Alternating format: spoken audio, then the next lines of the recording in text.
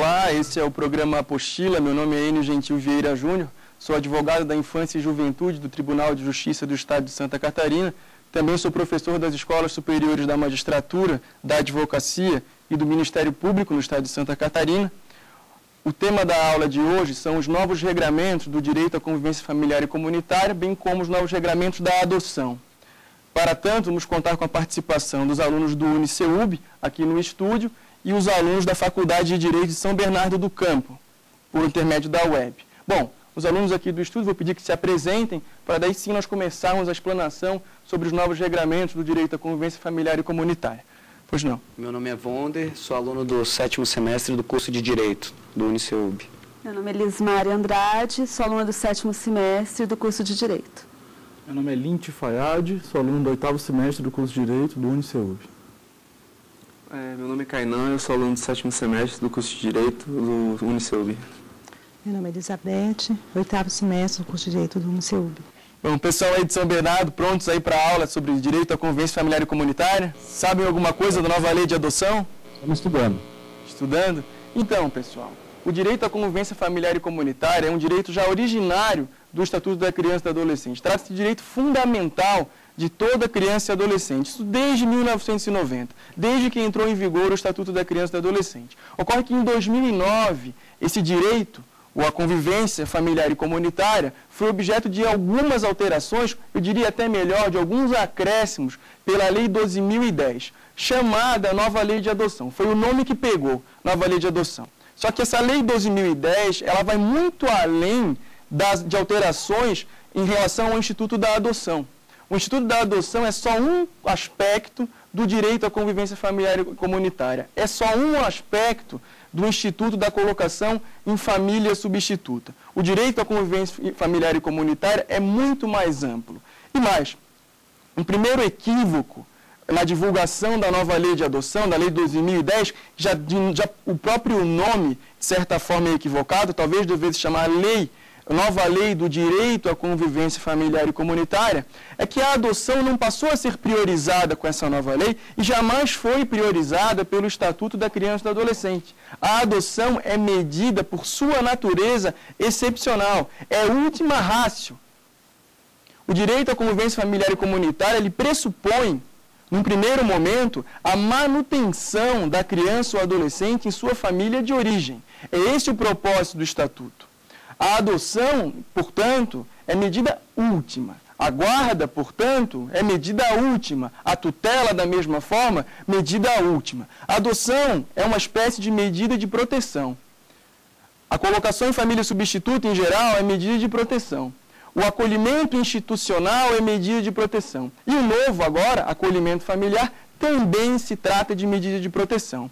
Todos esses aspectos foram alterados de alguma forma pela Lei 12.010, que alterou alguns dispositivos do Estatuto da Criança e do Adolescente.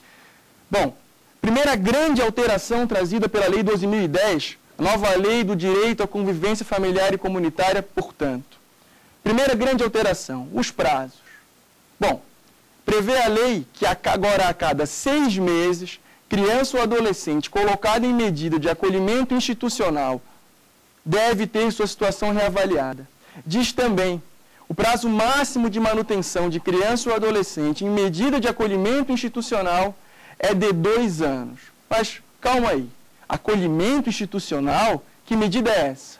Acolhimento institucional é o novo nome dado àquela antiga medida chamada de abrigamento em entidade de atendimento. Não se chama mais agora abrigamento, então. Chama-se acolhimento institucional. E disse mais agora há pouco, acolhimento familiar, que medida é essa? Não é uma medida originária do Estatuto. A medida de acolhimento familiar foi promovida à qualidade de medida de proteção, com a Lei 12.010, lá no final de 2009.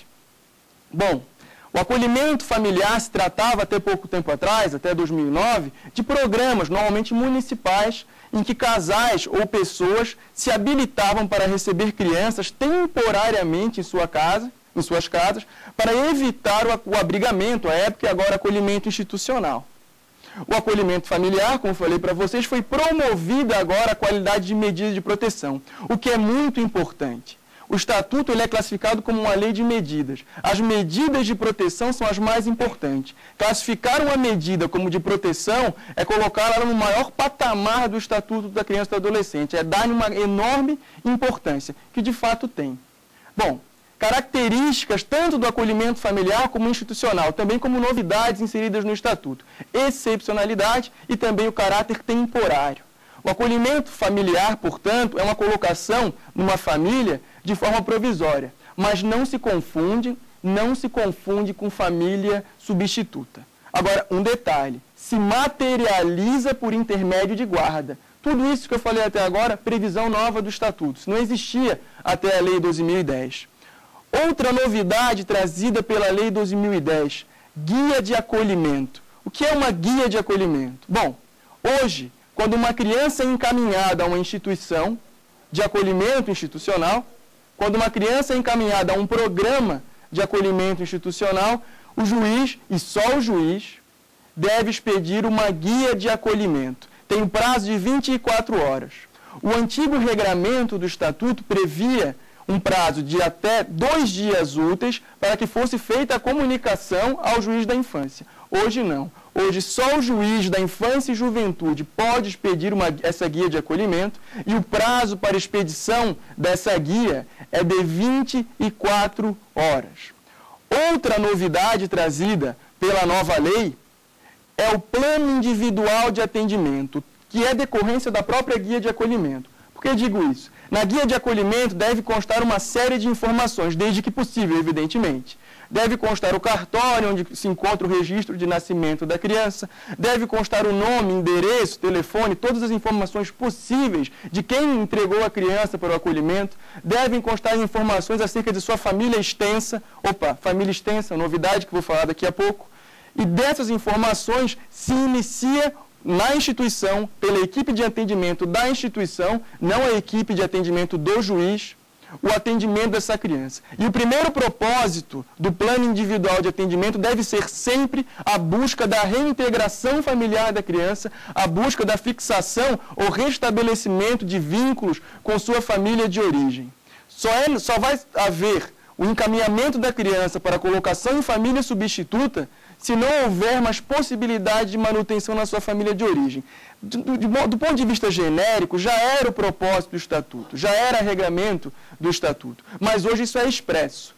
Ou seja, as equipes de atendimento, sejam municipais, seja das instituições, seja do setor técnico do juiz da infância e juventude, têm o primeiro propósito sempre a convivência familiar e comunitária da criança no seio de sua família natural.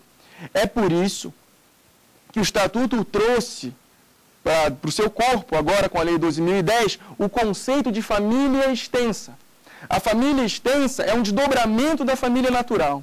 Então, antes de se pensar em família substituta, ou seja, colocação em guarda, tutela ou adoção, se busca a família extensa da criança, que é uma unidade formada por próximos da criança, com quem ela mantenha vínculos de afinidade e afetividade e com quem ela já conviva.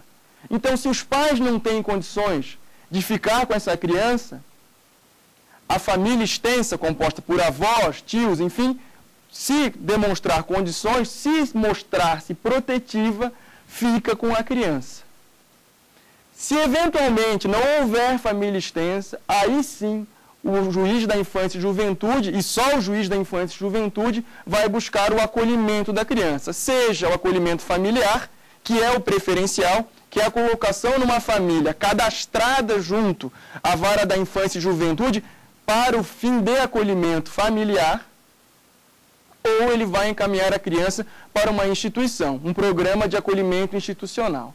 Ou seja, a institucionalização de criança, a colocação de criança ou adolescente em programa de acolhimento deve ocorrer somente após a busca pela família extensa dessa criança ou ampliada.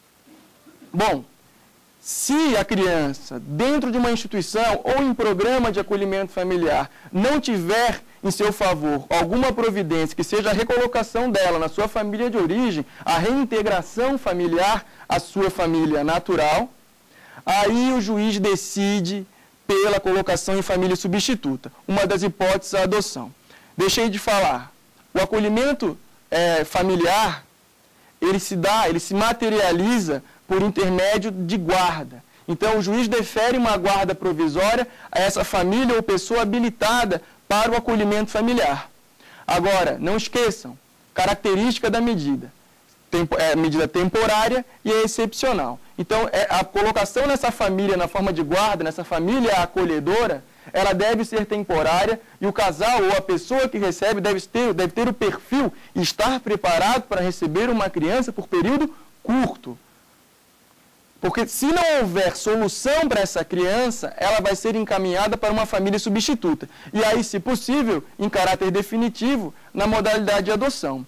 E o casal ou pessoa que vai receber essa criança na modalidade de adoção não se habilita no mesmo cadastro do acolhimento familiar. Se habilita no cadastro de adoção. Hoje, falei cadastro de adoção, mas hoje são no mínimo 3 cadastros. Isso também em previsão da Lei 2010. Até já havia sido criado em 2008 o Cadastro Nacional da Adoção. Até já havia a prática de cadastros estaduais de adoção gerenciados pelas comissões estaduais judiciárias de adoção, junto às corregedorias de justiça. Mas, do ponto de vista legal, a existência dos 3 cadastros surgiu com a Lei 2010. Antes da Lei 2010, já havia uma previsão de um único dispositivo com um parágrafo que tratava não da habilitação, mas de cadastros para a adoção. O juiz deveria manter cadastros de crianças aptas à adoção e de casais ou pessoas prontas também para a adoção de crianças em sua comarca. Continua havendo esse cadastro? Continua. Mas agora um cadastro alimenta o outro. A pessoa se habilita, o casal, na comarca. O cadastro da comarca, o juiz tem 48 horas para alimentar o cadastro estadual, que tem o mesmo prazo para alimentar o cadastro nacional. Hoje, pela nova lei, não é mais possível habilitar-se fora da sua comarca de origem. Então, o indivíduo se habilita na sua comarca, mas vai ter o nome colocado em todos os demais cadastros. Porque o sistema é eletrônico, então se garante essa manutenção desses dados. Critério para a escolha de casal: cronológico. Havia situações no Brasil em que o juiz escolhia arbitrariamente os casais. Ou preteria uma adoção individual, que uma pessoa se habilitava em favor de um casal, ou escolhia o casal por um critério financeiro. Para evitar esse tipo de coisa, houve a previsão do critério cronológico como absoluto para a escolha dos casais. Outro detalhe: adoção direta. Adoção direta é possível? Sempre foi. O que é adoção direta? A Lei 2010 agora conceituou. A adoção direta é aquela formulada por indivíduos que não tenham seus nomes em cadastro de adoção, que não tenham se habilitado previamente à adoção. O que é habilitação para adoção? É um processo em que há preparação psicossocial e jurídica do casal ou pessoa pretendente à adoção, e que desse procedimento a sentença que determina a colocação do nome no cadastro, sempre por um critério cronológico. Bom, na adoção direta, o casal ou pessoa pretendente não passa pelo cadastro da adoção. Os requisitos à adoção ela vai comprovar no próprio procedimento de adoção, no próprio procedimento de colocação em família substituta. Mas eu disse para vocês, isso era possível? Porque a adoção direta não se confunde com a adoção à brasileira. A adoção à brasileira é crime previsto no Código Penal, que é dar parto alheio como próprio ou registrar filho alheio como se fosse seu. É absolutamente ilegal, não há processo, não é o juiz que defere essa adoção. A adoção é reserva de jurisdição. Só o juiz pode determinar a adoção, pode determinar o registro novo de uma criança com novos pais, a adoção. O indivíduo não pode, por si só, entregar uma criança, por exemplo, a um casal e o casal registra como seu. Isso é crime. Mas a adoção direta não é isso. A adoção direta não se confunde com a adoção à brasileira. Agora, o Estatuto nunca vedou a adoção direta, sempre foi proibido, só que agora a adoção direta ficou mais limitada. Ficou mais difícil fazer a adoção direta. Por quê? Porque a adoção direta limita-se agora a 3 hipóteses. As 3 hipóteses são: adoção unilateral. O que é adoção unilateral? Bom, a adoção unilateral é aquela que é formulada pelo cônjuge de alguém que já tem alguma criança. Por exemplo, uma uma mulher já tem uma criança, já tem um filho, conhece alguém, casa, a criança identifica a pessoa como pai, essa pessoa pode adotar a criança. Não precisa se habilitar, obviamente, a criança não vai perder vínculos com a mãe, enfim. Outra hipótese é a adoção formulada por parente. Espera aí, parente pode adotar parente? Pode. Quem não pode adotar quem? Avô não pode adotar neto, irmão não pode adotar irmão. Tio pode adotar sobrinho. Então, até em relação ao avô é ascendente, né? Avô, bisavô, enfim, né? Eu dei o exemplo do avô. Mas parente pode adotar parente e é também hipótese de adoção direta parente e família extensa, né? Agora com previsão expressa no Estatuto.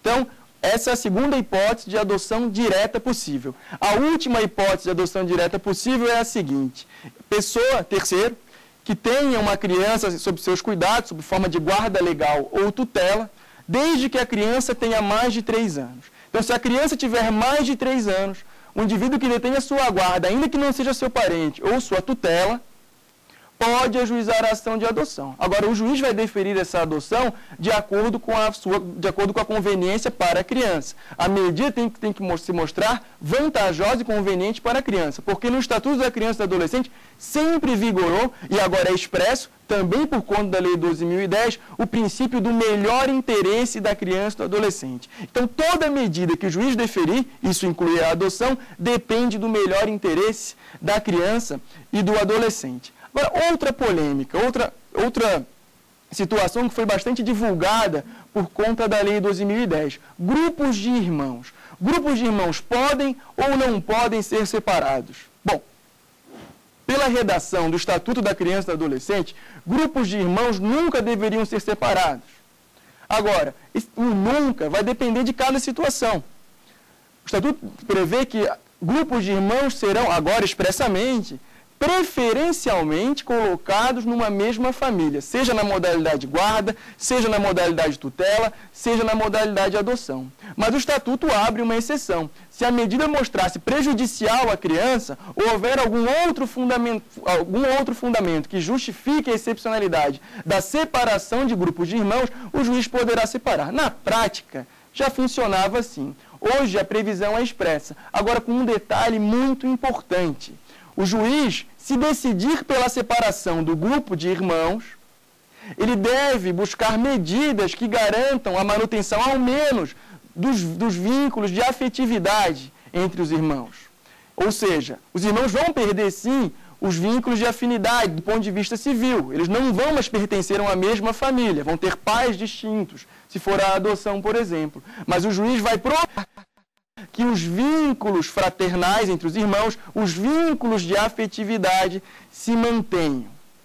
Outra novidade trazida pela nova lei de adoção é a nova disciplina acerca da dispensa do estágio de convivência. Mas o que é estágio de convivência? Estágio de convivência é o período que a criança ou adolescente deve permanecer com o casal adotante para que o juiz verifique ou não da conveniência da medida que vai ser aplicada, que é uma medida de proteção.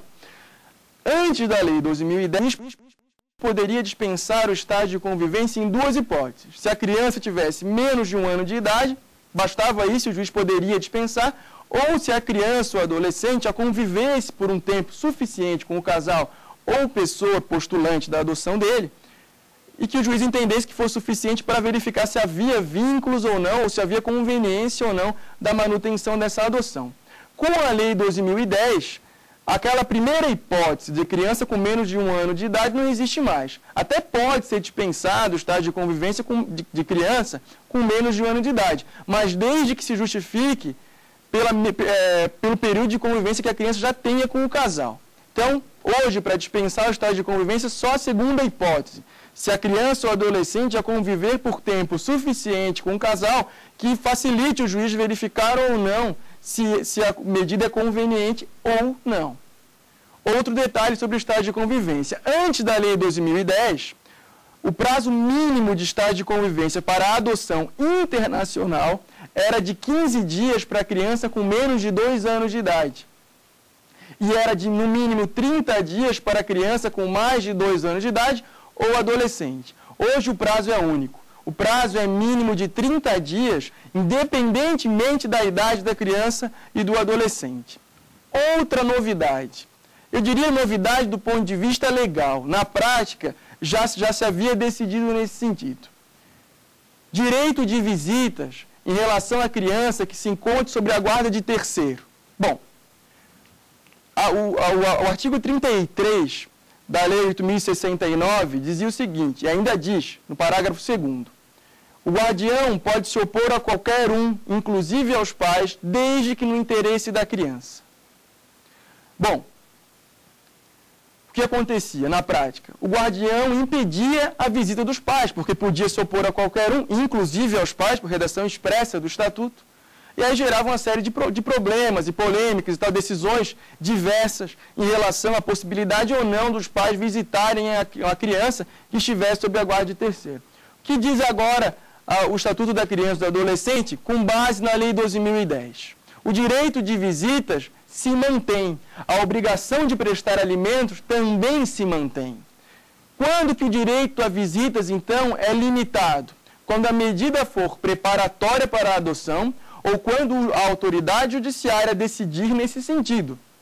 Então, se a medida for preparatória para a adoção e se o juiz entender que não é caso de visitas, de manutenção do direito de convívio da criança com os seus pais, aí as visitas estão limitadas. Agora, alimentos, direito a alimentos, a prestação a alimentos persiste até a criança ser adotada pelo novo casal. Outra novidade trazida pela Lei 12.010 foi o direito à identidade genética, ou direito à identidade biológica, ou direito às origens. Esse novo direito aos pretendentes causa certo temor. Por quê? Porque hoje, o indivíduo que foi adotado, o indivíduo que foi colocado em família substituta, em procedimento de adoção regular, numa vara da infância e juventude, ele tem direito, ao completar 18 anos, de acesso irrestrito ao seu processo. Diz também o Estatuto que se o indivíduo contar com menos de 18 anos, se for criança ou adolescente, portanto, ele também vai ter direito a acesso ao processo, aí já não irrestrito, desde que acompanhado pelo setor técnico da Justiça da Infância e Juventude. Então é um direito que garante ao indivíduo conhecer das suas origens. E não é exagerado. Porque se o indivíduo tiver alguma doença que dependa de terapias genéticas, por exemplo, se ele depender de alguma doença que dependa de uma doação de um órgão, enfim, que seja mais facilitado se for de um parente seu, como é comum. Essa é uma das justificativas. Outra justificativa, do ponto de vista psicológico, o indivíduo quer conhecer seus familiares, sua família biológica. Agora, um detalhe, o direito à identidade genética não se trata de ação de investigação de paternidade, como já se confundiu anteriormente. É só o direito a conhecer quem são os seus familiares, e só. Para isso, existe um outro dispositivo no Estatuto que obriga a Justiça da Infância e Juventude a manter por tempo indeterminado os registros dos procedimentos de adoção em arquivo. Então, é obrigatório que se mantenha arquivado o processo para manutenção, para a garantia desse direito, que é o direito à identidade biológica, que é o direito à identidade genética, direito às origens. Outras duas importantes novidades trazidas pela Lei 12.010 são o procedimento agora de habilitação de pretendentes à adoção. Hoje existe um procedimento detalhado no Estatuto da preparação dos pretendentes e também a necessidade de preparação anterior e acompanhamento posterior de criança para adoção. Então, hoje, a criança, quando o relatório da equipe técnica for para a adoção, for para a colocação da criança em família substituta, ela deve ser preparada para a adoção. E mais, agora é necessário um acompanhamento posterior dessa criança que foi adotada. Agora, esse acompanhamento posterior não é para fim de revogação futuro da adoção, é para o fim de facilitar a adaptação dessa criança à sua nova família. Os pretendentes também agora passam por um procedimento detalhado para que tenham sua habilitação deferida pela autoridade judiciária. Essa habilitação, como eu disse para vocês anteriormente, é psicossocial e jurídica. E mais, se estimula, desde que seja recomendável, que as pessoas que pretendam se habilitar para a adoção, os pretendentes à adoção, visitem instituições. Por que isso? Porque o perfil de criança hoje, considerada adotável no Brasil, é muito restrito. Mais de 80% dos pretendentes à adoção querem adotar uma menina, branca, recém-nascida, saudável e que não componha um grupo de irmãos, que não traga irmãos consigo. Por isso, a necessidade de preparação e também o estímulo à visita a instituições.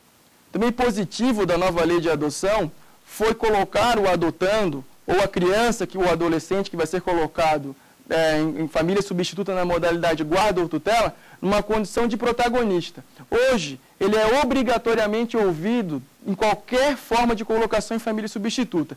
Pelo regramento antigo, só era obrigatoriamente ouvido e sua opinião devidamente considerada se tratasse de adoção. Hoje, seja guarda, tutela ou adoção, o adolescente tem que ser ouvido. E, finalmente, também garantindo o protagonismo daquele indivíduo que está sendo adotado, se a mudança do prenome for a pedido dos adotantes e não do adotando, ele deve obrigatoriamente ser ouvido acerca da mudança do prenome. Bom, pessoal, essas foram algumas das inovações trazidas pela Lei 2010 ao Estatuto da Criança e do Adolescente. Repito a vocês, alterações muito mais complexas, muito mais amplas do que somente em relação à adoção, mas alterações referentes ao direito à convivência familiar e comunitária. E no próximo bloco nós responderemos algumas perguntas dos alunos aqui do estúdio e também dos alunos por meio da web. Até mais, pessoal.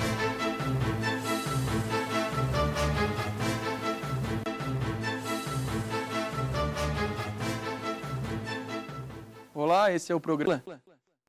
Meu nome é Enio Gentil Vieira Júnior. A conversa de hoje é sobre o direito à convivência familiar e comunitária e suas alterações pela Lei 2010. No primeiro bloco fizemos algumas considerações acerca desse tema. Vamos passar agora nesse bloco as perguntas feitas pelo pessoal aqui no estúdio e pelos alunos por intermédio da web. Vou começar agora aqui com uma pergunta do estúdio e vou alternando com a web. Agora, uma pergunta aqui de algum dos alunos do estúdio, por favor. Professor, eu gostaria de saber se o acolhimento familiar também tem prazo máximo. Bom, por expressa disposição do Estatuto, não.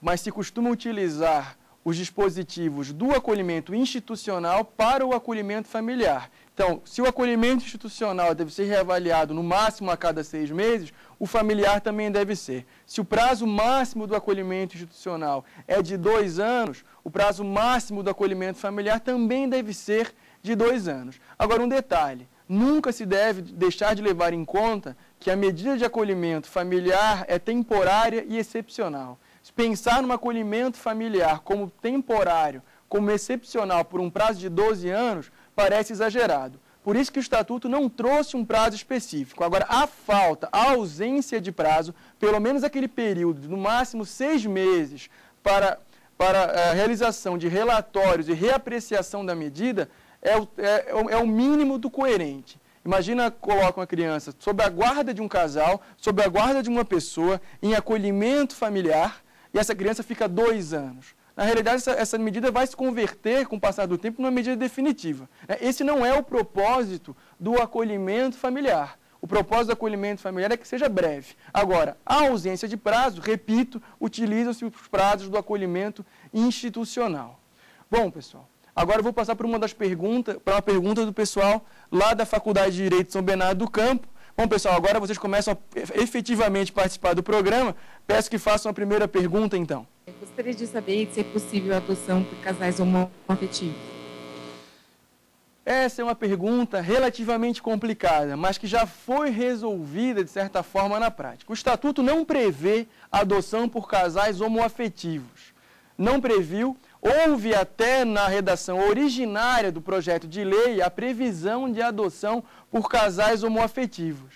No entanto, foi objeto de emenda o projeto de lei que originou a Lei 2010 e se suprimiu essa hipótese de adoção por casais homoafetivos. Disse que como o Código Civil não previa como espécie de família a família composta por casais homoafetivos, por pessoas do mesmo sexo, os casais, não haveria possibilidade, portanto, de adoção. No entanto, continuou-se a resolver, como se já fazia anteriormente, pelo princípio da dignidade da pessoa humana. Então, pelo princípio da dignidade da pessoa humana, se entendeu já em primeiro grau de jurisdição, depois em alguns tribunais, e hoje o STJ reconhece a adoção por casais homoafetivos, mesmo porque o propósito da adoção é garantir o melhor interesse da criança. E o melhor interesse da criança, na maioria dos casos, é a manutenção dos vínculos com as duas pessoas que identifica como pais.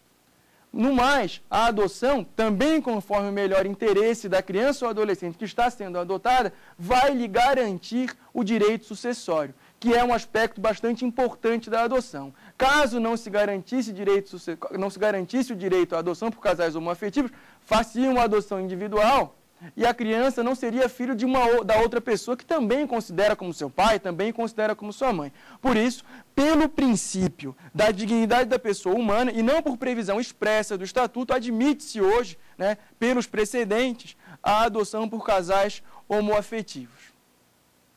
Bom, agora vamos mais uma pergunta do pessoal aqui do estúdio. Professor Enio, eu gostaria de saber se a adoção de criança brasileira por brasileiro residente no estrangeiro é nacional ou internacional? Bom, essa era uma dúvida que persistiu por algum tempo, né? Qual o conceito de adoção internacional? Qual é o conceito de adoção nacional? A adoção feita por brasileiro é nacional, não é? Bom, o Estatuto tratou de definir a questão. A adoção feita por indivíduos que residam no estrangeiro é sempre internacional, ainda que sejam brasileiros. Então, se um brasileiro reside permanentemente no estrangeiro, a adoção que ele faz de uma criança brasileira que resida no Brasil é a adoção internacional. Ele não pode vir do estrangeiro e, por exemplo, se habilitar na última comarca em que ele residiu, poderia ser uma solução, né? Se habilitando na última comarca como adoção nacional. Não. Ele deve passar pelo mesmo procedimento de adoção internacional que o estrangeiro passa. Mas ele tem uma vantagem. O brasileiro se habilita no estrangeiro para adotar uma criança aqui do território nacional, que é uma adoção internacional, ele tem preferência em relação ao estrangeiro. Então, a única diferença para o brasileiro que adota na adoção internacional, que se habilita para a adoção internacional, é que ele vai ter preferência em relação aos estrangeiros. Essa é a única vantagem. Mas a adoção dele é a adoção internacional. Ele não pode, se ele tem residência permanente no estrangeiro, ele não pode se habilitar numa comarca, ainda que tenha sido sua última comarca no Brasil, ainda que tenha imóveis naquela comarca, ele não pode se habilitar para a adoção nacional. Ele só pode habilitar-se para a adoção internacional com essa ressalva, essa vantagem, né? Um detalhe, por conta disso, ele vai ter que seguir todos os regramentos. O acompanhamento pós-adotivo, por exemplo, numa adoção internacional, ainda que seja brasileiro, é de no mínimo 2 anos. Então, no mínimo por 2 anos, esse brasileiro que adotou a criança, que residia no território nacional e que depois foi residir com ele no estrangeiro, vai ter o acompanhamento por no mínimo 2 anos, né? Lembra que eu falei para vocês, existe agora a previsão de acompanhamento posterior. Na adoção internacional, o acompanhamento com relatórios pós-adotivos é de no mínimo 2 anos. Mais uma vez, vamos voltar aos alunos da UEB e mais uma pergunta do pessoal lá de São Bernardo do Campo. Pode ser deferida a adoção por testamento? Adoção por testamento. Bom, também no projeto de lei havia a previsão de adoção por testamento, em que o indivíduo, no seu testamento ou disposição de última vontade, se manifestava no sentido de que gostaria que determinada criança ficasse com outra pessoa na modalidade de adoção. Não é possível, por quê? Primeiro, foi objeto de emenda. Segundo, adoção é reserva de jurisdição. Só juiz pode deferir a adoção. Então, o testamento não permite a adoção, nem a tutela hoje. Antes da Lei 2010, era possível se designar um tutor por mero testamento. Hoje, se por testamento ou manifestação ou de última vontade, o indivíduo designa um tutor, esse indivíduo que foi designado como tutor, ele tem 30 dias, isso é prazo novo também, tem 30 dias para fazer o controle judicial do ato. Ele tem que procurar a autoridade judiciária e o juiz vai poder decidir, inclusive, contra a vontade do decujus e dizer, não, essa pessoa não tem as melhores condições, não reúne as melhores condições para ficar com essa criança ou com esse adolescente e pode designar um outro tutor. Então, nem a tutela pode ser determinada por manifestação de última vontade ou por testamento, né? Muito menos a adoção. Mas digo para vocês, no projeto de lei havia essa previsão. Agora, até para aprofundar um pouco mais a discussão, já que eu não tratei disso na primeira aula, é possível a adoção de pessoas já do pretendente falecido? É a adoção póstuma ou a adoção pós-mortem. É possível a adoção pós-mortem desde que o pedido tenha sido feito antes do falecimento. Então, se o indivíduo ajuiza a ação de adoção e venha a falecer no correr do procedimento, aí é possível que o pedido seja deferido lá ao final, com um detalhe. Os efeitos da adoção, em regra, são a partir do trânsito em julgado. No caso da adoção pós-mortem, os efeitos da adoção são retroativos à data do óbito, para garantir o direito sucessório à criança que está sendo adotada. Mas a única hipótese de adoção de pessoa que já é falecida, aliás, como pretendente, é no caso de adoção pós-mortem, já do Estatuto, que já vigia antes da Lei 2010, essa regra, se houvesse feito o pedido, se a manifestação fosse inequívoca perante o juiz, o desejo de adoção, aí o juiz pode deferir com efeito retroativo a sentença. Bom, pessoal, acho que não tem mais nenhuma pergunta por agora. Nós terminamos esse bloco. Eu achei interessante porque nós extrapolamos aquilo que falamos no primeiro bloco, então podemos avançar um pouquinho nas questões. E o próximo bloco agora, eu peço licença agora ao pessoal de São Bernardo, que o próximo bloco, a participação vai ser só do pessoal aqui do estúdio, ainda vamos conversar um pouquinho depois, mas o próximo bloco vai ser o quiz, em que serão feitas perguntas objetivas que eu já formulei anteriormente, que os alunos responderão aqui, vão concorrer a um prêmio simbólico, mas ficamos então para o próximo bloco. Até mais, pessoal.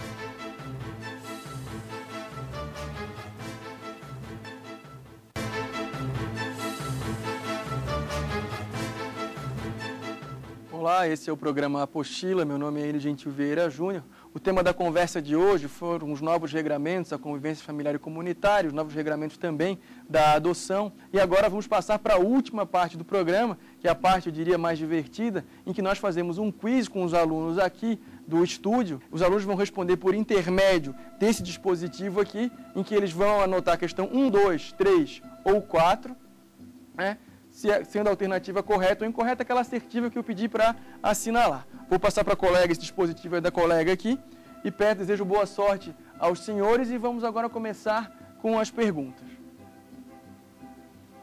Bom, quanto às medidas de acolhimento institucional e familiar, diante da nova disciplina trazida pela Lei 2010, assinale a alternativa incorreta. Primeira, toda criança ou adolescente que estiver inserido em programa de acolhimento familiar ou institucional terá sua situação reavaliada no máximo a cada 6 meses. Item 2, a permanência de criança e do adolescente em programa de acolhimento institucional não se prolongará por mais de 2 anos, salvo comprovada necessidade que atenda ao seu superior interesse.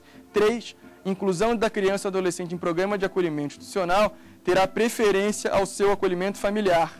E 4, a inscrição de postulantes à adoção será precedida de um período de preparação psicossocial e jurídica. Vamos lá, pessoal. Respondam agora. Usem seus dispositivos aí.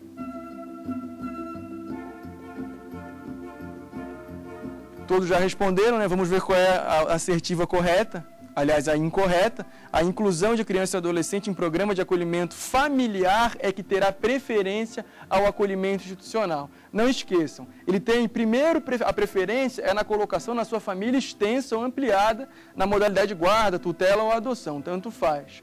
Depois, na modalidade guarda, se materializa a colocação no acolhimento familiar. Se não houver possibilidade de acolhimento familiar, aí sim a criança é colocada em programa de acolhimento institucional, que é o nome dado à antiga medida de acolhimento ou abrigamento em entidade de atendimento. Bom, pessoal, vamos agora à segunda pergunta.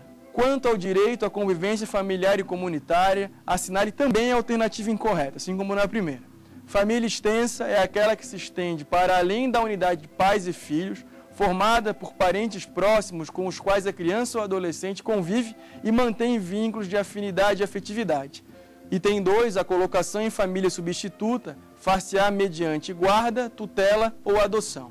3, o período de preparação psicossocial, sempre que possível e recomendável, incluirá o contato com crianças e adolescentes em acolhimento familiar ou institucional em condições de serem adotados. E 4, permite-se a adoção de criança ou adolescente por pessoa jurídica, desde que corresponda ao seu melhor interesse. Vamos lá, pessoal.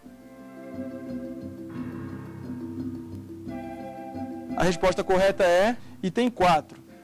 Diz ali, permite-se a adoção de criança ou adolescente por pessoa jurídica. Não. A adoção, ela serve para constituir um novo vínculo de parentesco civil. Ela serve para que a criança possa ter a oportunidade de ter novos pais, né? Então, por pessoa jurídica, isso não é possível. A adoção por pessoa jurídica não é possível, nunca foi, nem mesmo antes da Lei 12.010. Vamos agora à próxima pergunta, pergunta número 3. Quanto à adoção, assinale a alternativa incorreta. Considera-se adoção internacional aquela na qual a pessoa ou o casal postulante é residente ou domiciliado fora do Brasil. Item 2. Admite-se a adoção internacional quando esgotadas todas as possibilidades de colocação de criança ou adolescente em família brasileira após consulta aos cadastros mencionados no ECA. 3. Os brasileiros residentes no exterior terão preferência aos estrangeiros nos casos de adoção internacional de criança ou adolescente brasileiro. E em caso de adoção por estrangeiro residente ou domiciliado fora do país, o estágio de convivência em território nacional será de no mínimo 15 dias para crianças até 2 anos de idade. Vamos lá, pessoal.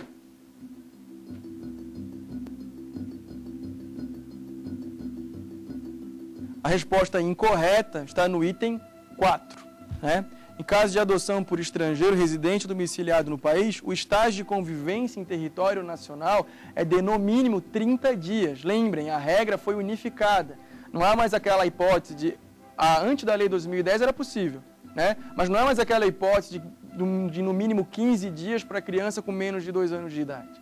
Agora a hipótese é sempre de no mínimo 30 dias o estágio de convivência quando se tratar de adoção internacional. Então, a resposta incorreta é a resposta 4. Se fosse antes da Lei 12.010, todas as assertivas estariam corretas. Agora não. Agora, o do item 4 é incorreto. Vamos à próxima questão. Em relação à colocação em família substituta, é também incorreto afirmar. Bom, item 1. Sempre que possível, a criança ou adolescente será previamente ouvido por equipe interprofissional. Tratando-se de maior de 12 anos, será necessário seu consentimento colhido em audiência. Item 3. Os grupos de irmãos serão colocados necessariamente na mesma família substituta. E o item 4, a colocação da criança ou adolescente em família substituta será precedida de sua preparação gradativa e acompanhamento posterior. Vamos lá, pessoal, assinale o item incorreto novamente.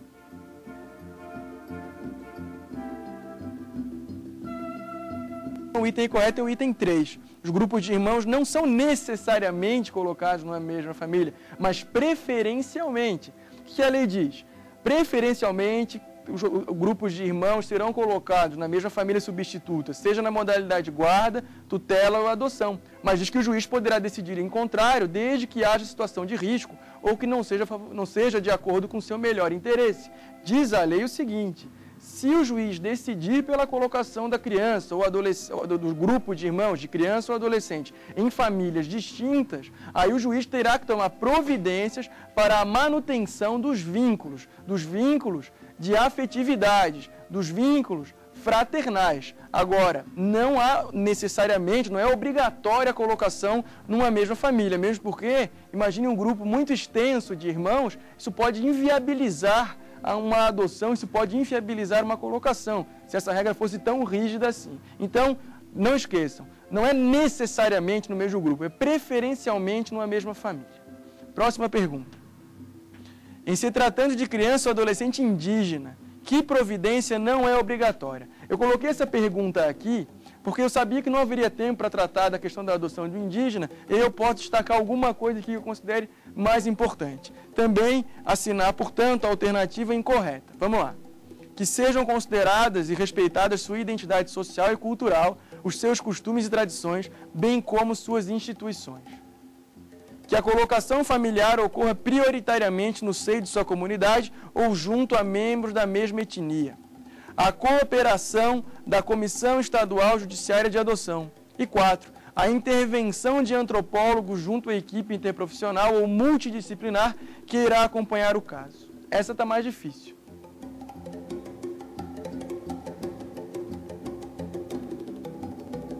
Bom, pessoal, antes de dar a resposta, eu quero comentar uma coisa. Talvez o caminho de alguns de vocês aqui seja concurso público. E resposta, quando a gente não tem absoluta consciência do que vai responder, ou não tem certeza da resposta, requer um pouco de coerência. Os dois primeiros dispositivos não podem estar errados. Né? Não tem como estar errado que sejam considerados e respeitados sua identidade cultural, ou que a colocação se ocorra prioritariamente, não está escrito necessariamente, obrigatoriamente. Então, se preocupem com palavras, é obrigatório, é necessário, enfim. Né?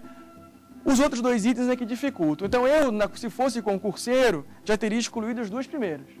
Né? E ficaria na dúvida da quarta, porque parece um exagero a intervenção ainda de antropólogos e tal. Tá? E o item incorreto é o item 3, a cooperação da Comissão Estadual Judiciária de Adoção. Eu disse, não é obrigatória a participação. Nada impede que a Comissão Estadual Judiciária de Adoção participe desse processo. Nada impede. Mas não é obrigatória a sua participação. O que é obrigatório é a intervenção de antropólogos, sempre. Certo? Então, item incorreto, ou item que não é obrigatório, é o item 3. Vamos para a próxima pergunta. Quanto às medidas de acolhimento, não se esqueçam, acolhimento pode ser tanto familiar quanto institucional. Assinale a alternativa incorreta. Temporariedade e excepcionalidade são as principais características da medida de acolhimento institucional. 2. A pessoa ou o casal cadastrado em programa de acolhimento familiar poderá receber a criança ou adolescente mediante guarda. 3. O acolhimento institucional ou familiar deverá ocorrer no local mais próximo à residência dos pais ou responsável. O acolhimento institucional, antigo abrigo em entidade, trata-se de medida de proteção. Já o familiar, não. Essa está fácil.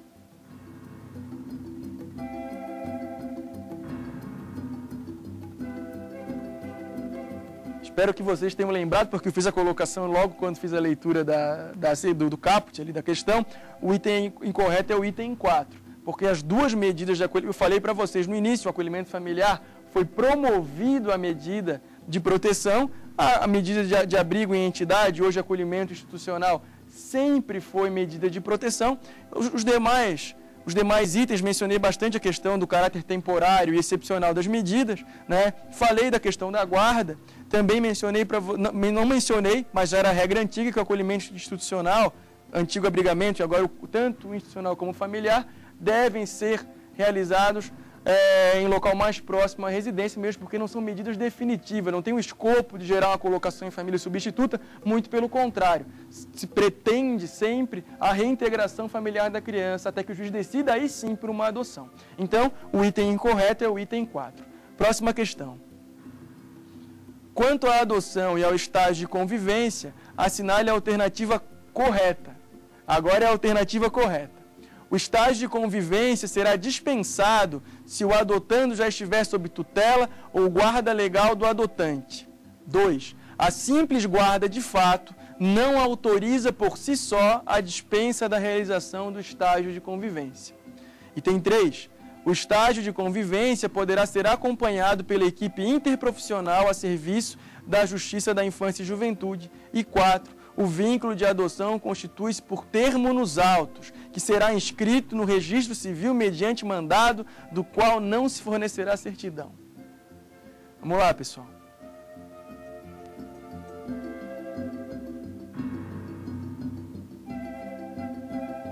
Bom, pessoal, o item correto é o item 2, né? Todos os demais itens estão incorretos, né? O estágio de convivência não será dispensado necessariamente se a criança já estiver sob a guarda legal ou tutela do adotante. Até isso pode ocorrer. Isso pode ocorrer.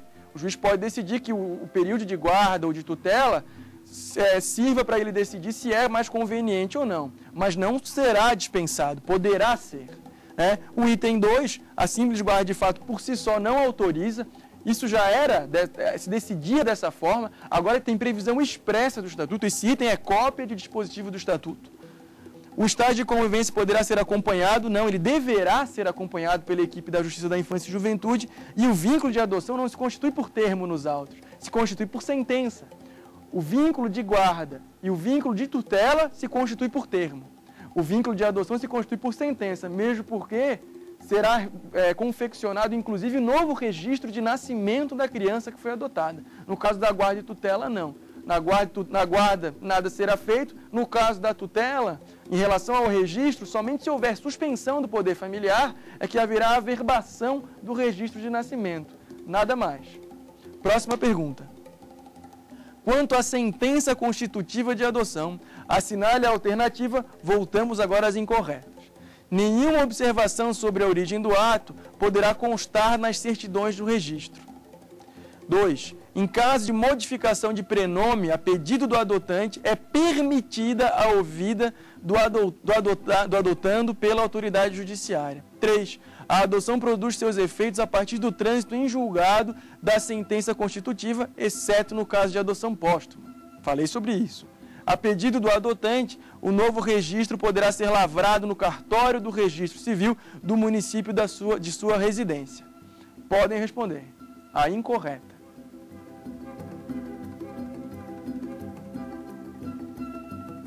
Bom, pessoal, a alternativa incorreta é a número 2. Em caso de modificação de prenome a pedido do adotante, eu falei sobre isso, é obrigatória a ouvida do adotante, não é permitida a ouvir. Como o propósito, o pedido de mudança vem do adotante, o adotando é obrigatoriamente ouvido, já que seu nome será alterado, ele é o principal interessado no seu prenome, né?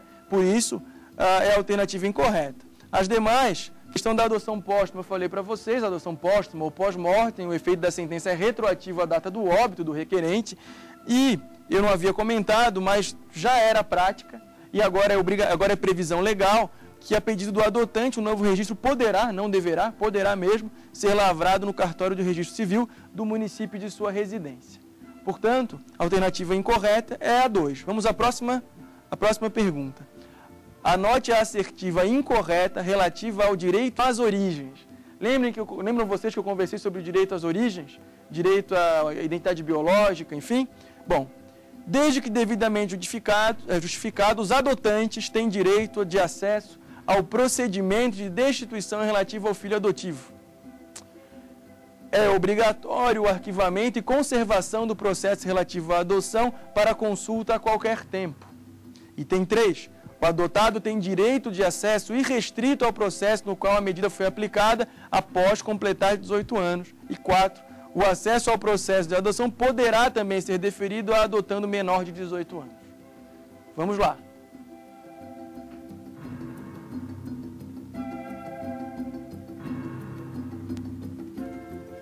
Bom, pessoal, a alternativa incorreta, né, como de praxe, que sempre é incorreta, é a primeira. Né? Os adotantes não têm direito ao acesso ao processo. Quem tem direito de acesso ao processo é o adotado. Tá? Quem tem direito é o adotado. Os adotantes não têm esse direito. É evidente que se tratar de criança que foi adotada e ainda tem menos de 18 anos, eles vão representá-los. Mas em nome da criança, os adotantes não têm direito por si só a acesso ao procedimento de destituição do poder familiar da criança que foi adotada. Inclusive, o processo de adoção e o destituição, se for uma adoção do cadastro, nem se comunicam, certo? Vamos à última pergunta. Assinale a assertiva que não se trata de adoção direta. Adoção unilateral, adoção formulada por parente com o qual a criança ou adolescente mantenha vínculos de afinidade e afetividade, a pedido de quem detém a guarda ou legal ou tutela de criança maior de 3 anos, e independentemente da idade, aquela formulada mediante concordância manifesta dos genitores. Que hipótese aí não é expressa de adoção direta?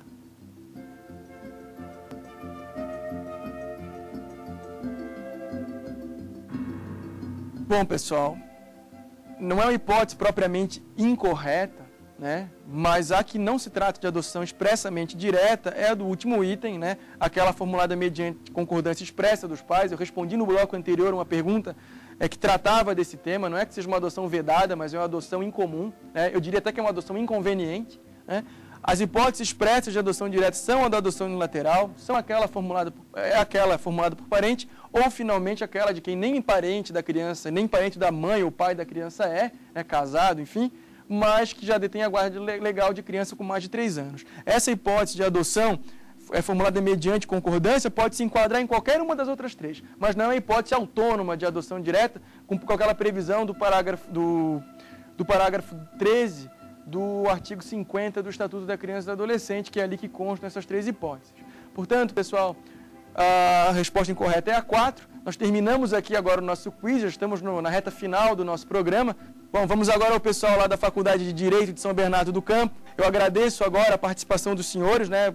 pela paciência de vocês na participação da aula. Espero que de fato tenham aprendido alguma coisa, né? A aula é sempre uma via de mão dupla, né? Nós aprendemos também quando lecionamos e eu espero que sempre, quando dou aula, que eu possa passar alguma coisa para os alunos. Obrigado novamente pela participação dos senhores. E agora vamos ao campeão aqui no estúdio do nosso quiz, né? Foi o Lint, né? Uma salva de palmas para ele, né? Vou entregar aqui o brinde, espero que também te acrescente alguma coisa, acredito, espero que a aula também tenha te acrescentado algum conteúdo, mas aqui te passo esses livros e boa acadêmica e profissional como advogado. Bom, esse foi mais um programa Apostila, meu nome é Enio Gentil Vieira Júnior e agradeço pela audiência.